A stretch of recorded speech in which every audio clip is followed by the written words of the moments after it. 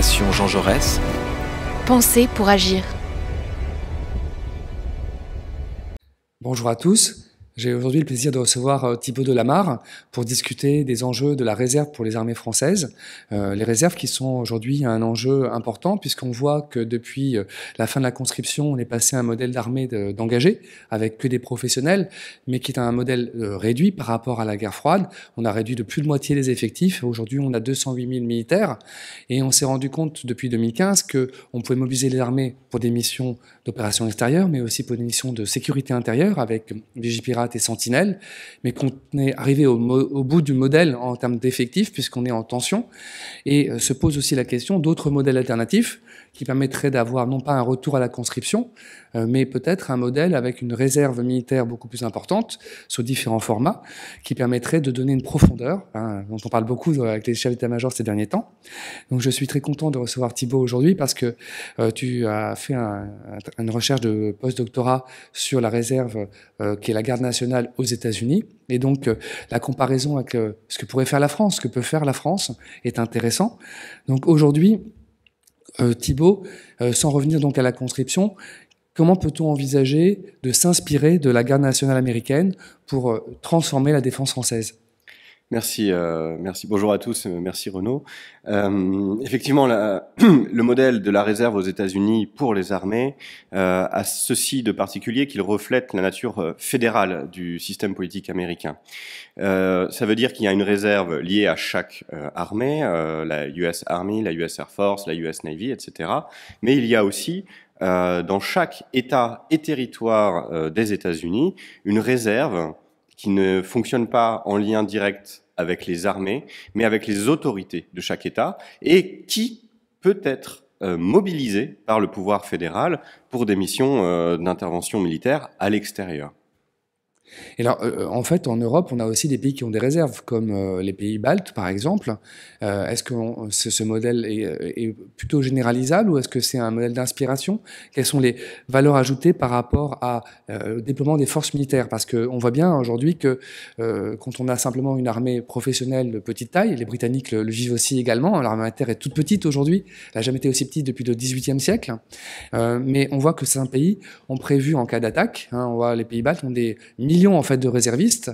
Donc, est-ce qu'on peut se voir ici un moyen de donner une sorte de rebond en fait aux armées, notamment pour réagir rapidement face à une crise ? Et par exemple, quand les Américains sont intervenus en Irak ou en Afghanistan, est-ce que la garde nationale a été mobilisée ? Eh bien, je pense que le point de départ de cette mobilisation de la garde nationale, c'est tout simplement, dès le 11 septembre, les avions de la Air National Guard de l'État de New York qui sont intervenus pour protéger le ciel américain et escorter des avions lors des attentats sur le World Trade Center, mais aussi sur le Pentagone et dans le projet d'avion qui devait tomber sur la Maison Blanche.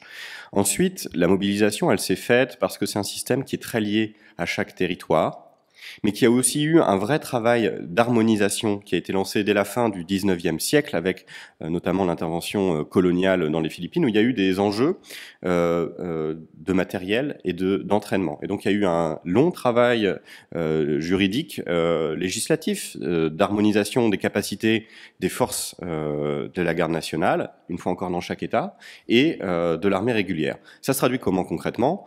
C'est tout simplement un week-end par mois et 2 semaines dans l'année où ces hommes, qui sont, je le rappelle, sur un régime de réservistes, qui ont donc un travail dans la vie professionnelle et qui en plus donnent de leur temps au niveau de leur État.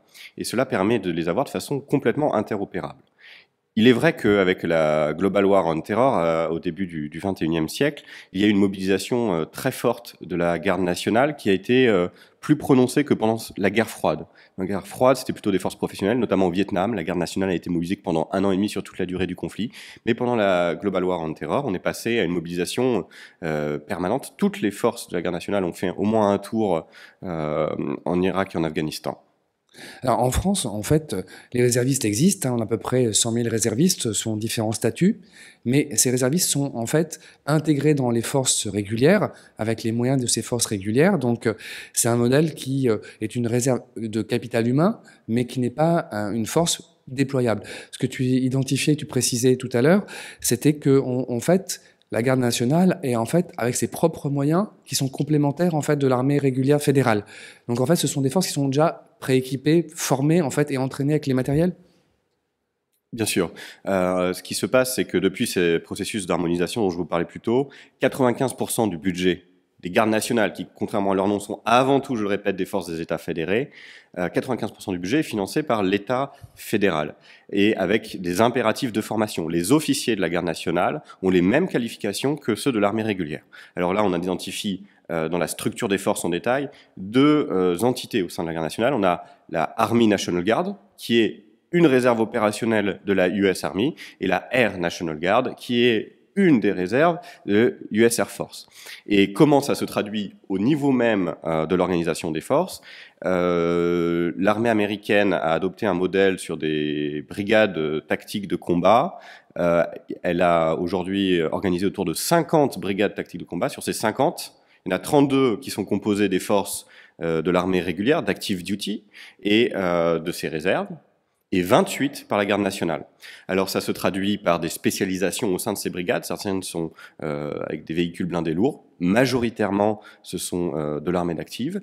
Ce qu'ils appellent les striker brigades, qui sont en fait plutôt des véhicules de soutien, des véhicules de transport et un peu d'infanterie. Là, c'est surtout aussi l'armée régulière. Et enfin, des brigades surtout d'infanterie. Et là, on a une majorité de brigades qui sont formées autour des unités de la garde nationale, qui s'entraînent, qui manœuvrent, dont les officiers ont les mêmes qualifications que ceux de l'armée américaine régulière. Et puis pour le volet aérien, l'armée américaine, c'est à peu près 4000 avions dans l'armée régulière et 1000 avions dans la Air National Guard, qui sont complètement interopérables et qui sont intervenus en Irak et en Afghanistan. Donc, en fait, que tu nous expliques que finalement, les gardes nationales sont équipées avec les mêmes types d'équipements, les mêmes formations que les armées régulières fédérales, même si ce sont des structures nationales, en fait, dans les différents États. Quelle est la résilience qu'apportent justement ces gardes nationales en termes de déploiement?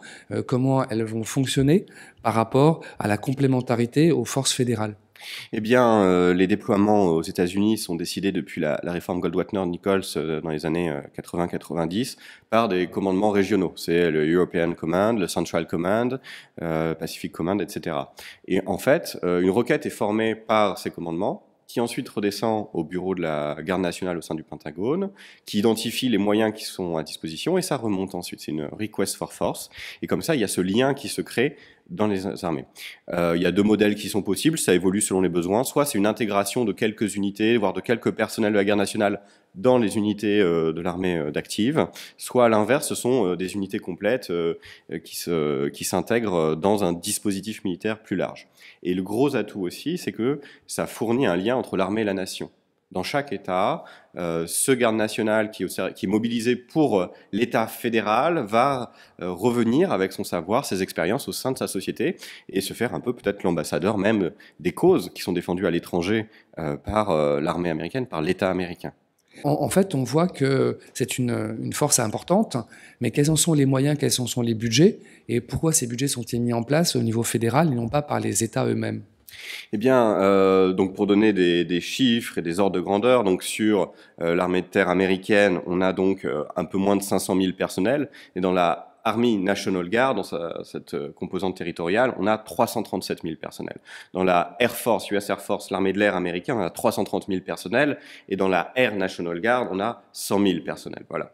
En termes de budget, l'US Army, l'armée de terre américaine, c'est 43 milliards de dollars de personnel, alors que la Army National Guard, on est sur 8 milliards 800 000 de budget, et l'Air Force, l'armée de l'air américaine, a un budget de 31 milliards de dollars en termes de personnel et 4 milliards pour la Air Force de la National Guard.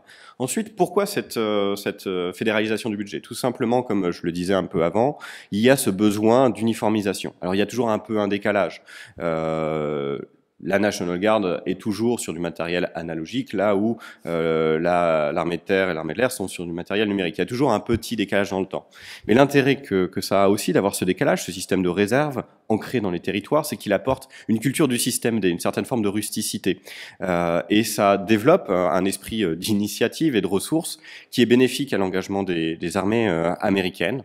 Et bien sûr, il y a cet atout d'avoir un ancrage dans la réalité sociale autre que celle de l'armée des armées américaines, ce qui permet d'avoir un temps d'avance ou de répondre à des besoins spécifiques. Intervenir en Irak ou en Afghanistan, enfin en Irak si, mais en Afghanistan moins, n'était pas complètement anticipé en 2001. Et pourtant, il fallait des traducteurs, des interprètes, des gens qui parlent arabe.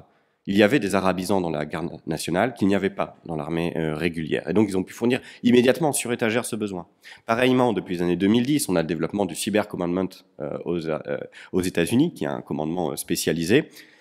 Grâce à son ancrage dans la société, il y a beaucoup plus d'informaticiens dans la National Guard qui peuvent répondre à ces besoins et donc servir à la constitution de compétences au sein même des armées, en dehors du système de la National Guard. Alors ça, c'est un point très intéressant parce qu'en fait, ce problème de tension en compétences, c'est un problème qu'on retrouve en fait dans les armées françaises. Et souvent, en fait, le profil des réservistes ne correspond pas forcément aux compétences qui sont recherchées. On a du mal à recruter des réservistes et pas forcément les bons réservistes. Et on voit depuis Michel Léomary qu'il y a cette volonté d'avoir une garde nationale à la française. D'ailleurs, on en a une garde nationale, mais qui n'a pas du tout le même statut, en fait, qui est une variation, en fait, de différents statuts possibles de réservistes. Aujourd'hui, on a 6 ou 7 statuts possibles, ce qui prouve que on a cherché un modèle, sans vraiment le trouver depuis 2002, puisqu'en fait, 5 ans après la fin de la conscription, déjà, on se posait la question de pouvoir avoir la profondeur en volume et en qualité. Pardon. Justement, tu évoquais les volumes importants. On a 400-500 000 personnes aux États-Unis qui sont mobilisées dans la garde nationale, ce qui est beaucoup plus que ce qu'on pourrait espérer pour un pays plutôt libéral. Qu'est-ce qui explique que cet engagement des citoyens auprès de la garde nationale, qui est aussi une façon de s'engager pour la défense du pays, sans forcément s'engager dans les armées? Eh bien, je pense que c'est l'ancrage territorial qui joue beaucoup. D'une part, ça veut dire que le fait de défendre son État fédéré, l'Ohio, le Wisconsin, l'Utah, mais aussi les Virgin Islands dans les territoires, ça fait qu'il y a un lien entre la population et des missions aussi de sécurité publique. Il ne faut pas ignorer le volet sécurité publique et même de lutte contre les désastres naturels des gardes nationales. C'est-à-dire qu'il y a un événement public, un encadrement d'une manifestation, on va mobiliser la garde nationale, avec des risques éventuellement de dérives miliciennes qui peuvent être parfois identifiés, puisque la garde nationale se fonde sur la notion de milice dans la Constitution américaine, dans le second amendement notamment. Il y a aussi un autre levier, ce qui est le défaut d'un État providence complet aux États-Unis, puisque par un système de bourse notamment, et la garantie d'accès à des prestations médicales, une sécurité sociale propre à l'armée américaine qui est étendue à la garde nationale, on obtient une protection en s'engageant dans cette garde nationale.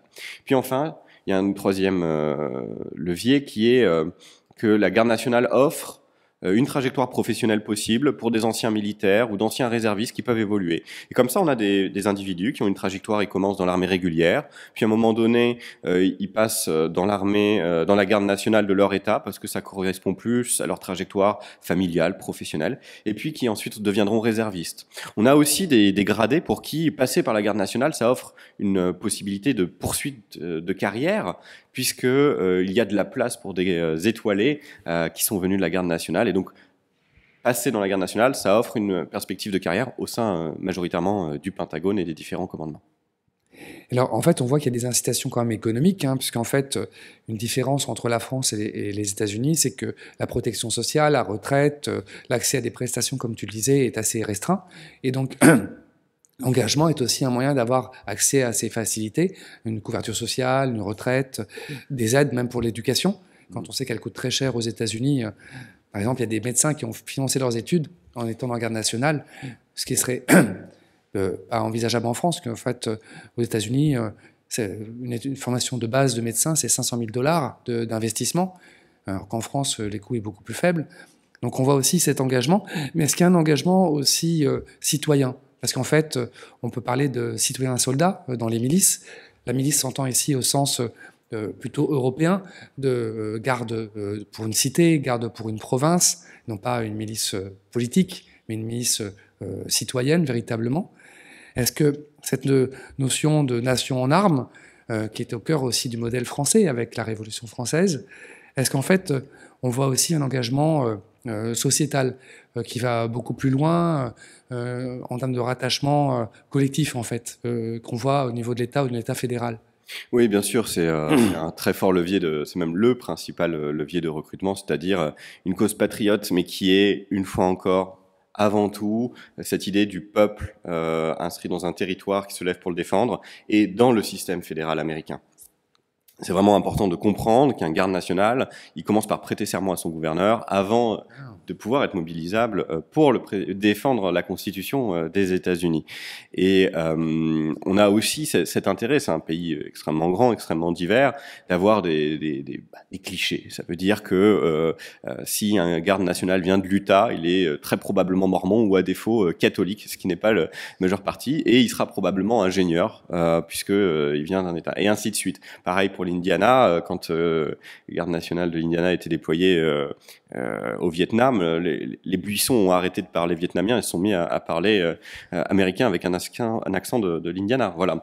Donc il y a cet ancrage assez fort, et comme je le disais, il y a aussi des enjeux de socialisation autour de professions en armes, de professions que ce soit de la police ou de l'armée. Et alors, pour bien préciser cette articulation, donc tu as mentionné que les gardes nationaux prêtaient serment au gouverneur, ce sont des structures donc des États fédérés. Comment se passe la mobilisation par le président?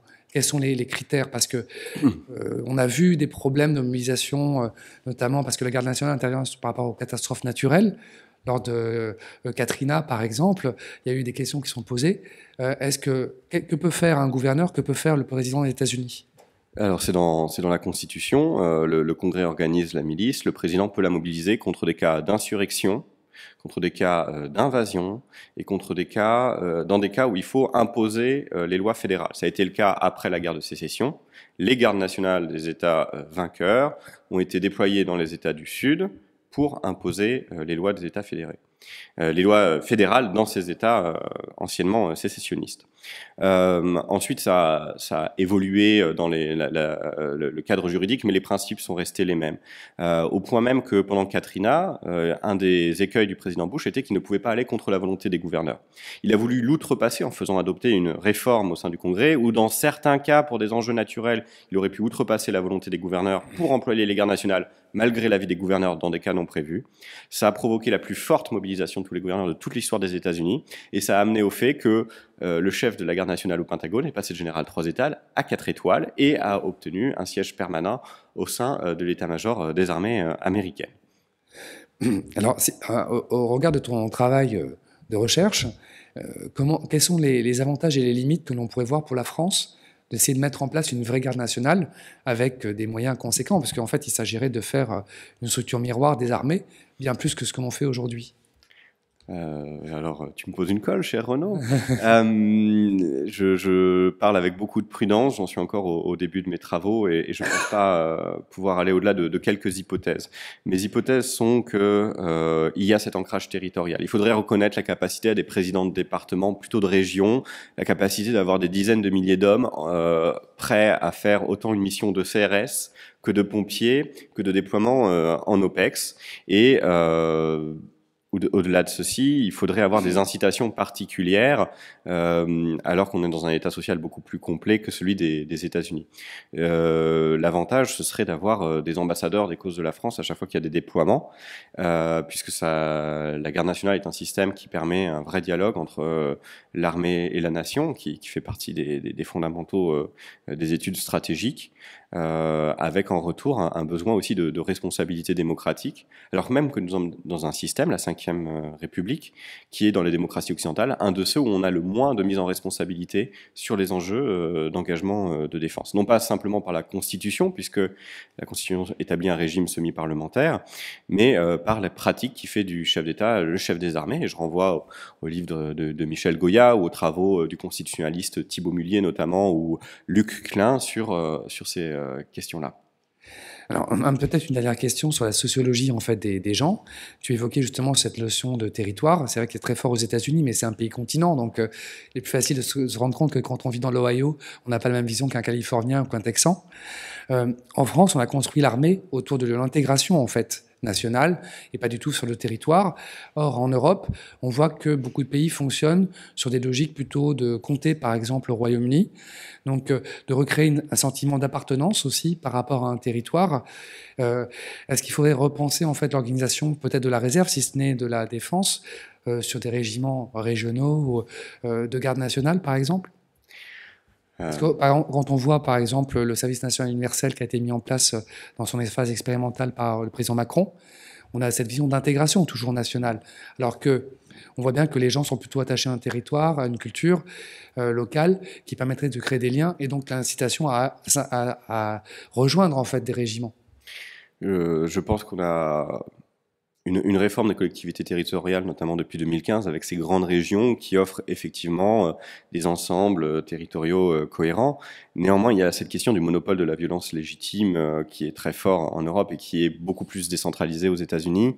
Je pense que c'est un écueil, surtout en France, à concevoir qu'un président de région, un Laurent Wauquiez, une Carole Delga, une Valérie Pécresse ou autre, pourrait avoir des hommes en armes à ses ordres. On le voit notamment aux États-Unis avec toutes les controverses autour de l'emploi de la garde nationale, notamment à la frontière avec le Texas, qui n'a pas fonctionné. Aujourd'hui, on a des retours très négatifs sur ce type d'emploi. Et pourtant, cela relève purement des prérogatives du gouverneur que de pouvoir employer sa garde nationale.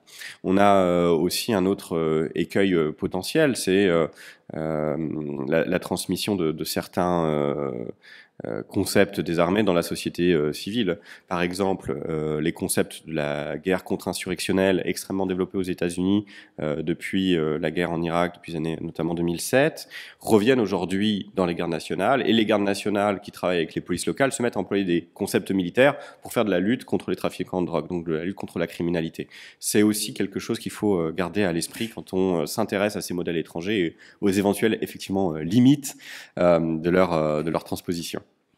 Merci beaucoup Thibaut pour ces propos très intéressants qui montrent que finalement la garde nationale pose la question de l'intégration des militaires dans la société, de la société vers les militaires aussi, et donc la capacité à avoir une vision beaucoup plus large que simplement par métier, et puis aussi cet ancrage territorial qui finalement est contre-intuitif en France, mais qui apporte aussi une valeur ajoutée quand il est capable de mobiliser les citoyens au service de la défense nationale. Merci beaucoup. Merci Renaud.